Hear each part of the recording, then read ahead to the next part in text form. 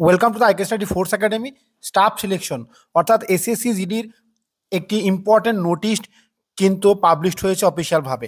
তোমরা যারা এই নোটিশ সম্বন্ধে জানতে চাও কোথায় কোথায় রি এক্সামিনেশন হবে, ইয়েস কোন সেন্টারগুলি রি এক্সামিনেশন হবে বা তোমার নাম রি এক্সামিনেশন এসেছে কিনা সেগুলি এখনই দেখতে পাবে আমাদের এই ভিডিওর মাধ্যমে। তাই ভিডিওটি প্রথম থেকে শেষ পর্যন্ত দেখে থাকো।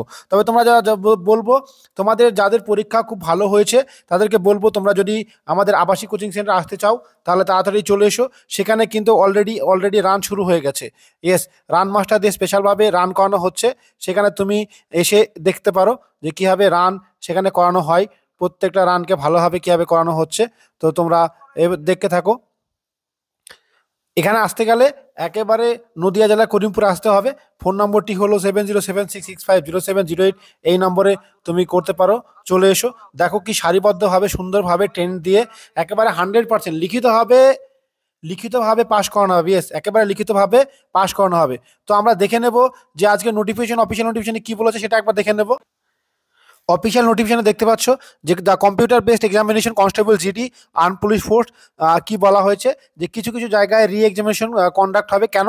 টেকনিক্যাল কারণের জন্য। ইয়েস, কম্পিউটারে কিছু কিছু সেন্টারে কম্পিউটারে ভুল ছিল, সেই সমস্ত সেন্টারগুলিতে রি এক্সামিনেশন করা হবে। কবে রি এক্সামিনেশন করানো হবে? 30 তারিখে, এই মাসে 30 তারিখে রি এক্সামিনেশন করা হবে।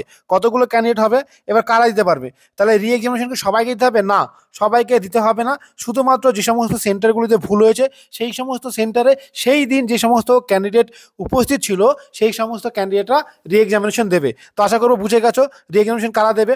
তো চলো আমাদের প্রথমত সেন্টারগুলি দেখে নিই কোন কোন রাজ্যে বা কোন কোন যেমন ধরে নাও কানপুর।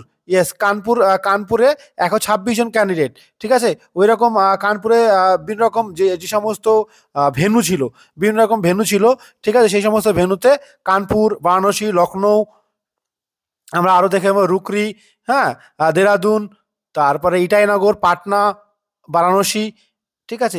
এই সমস্তগুলো মুজাফর এই সমস্ত জায়গাগুলিতে তুমি একে একে দেখে নাও, স্ক্রিনশট নিয়ে নাও। গাজিয়াবাদ, এই সমস্ত জেলাগুলিতে, পাটনা সেন্টারগুলিতে, ঠিক আছে। এমআইটি, মিরাট, এই সমস্ত সেন্টারগুলিতে তোমরা দেখতে পেলে। আরও দেখে নেবো আর কতগুলো সেন্টার এখানে আছে সেগুলো আমরা দেখে নেব।